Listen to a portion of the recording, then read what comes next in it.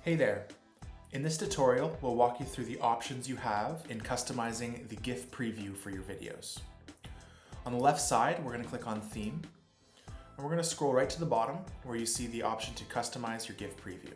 We'll click the button here to change the preview itself, and that will bring us to this page where we're able to do a few things.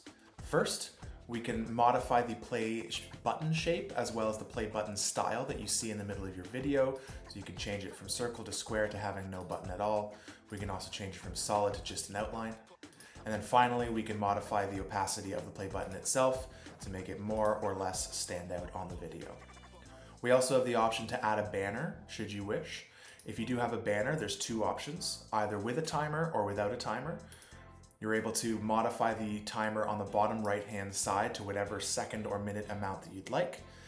If you want the banner to stay there the entire time, then we would just select without a timer and the banner will remain constantly there for the entirety of your video. And finally, in that banner, we can modify the content to change it to say whatever you would like it to say. For more video tutorials, please subscribe to our YouTube channel.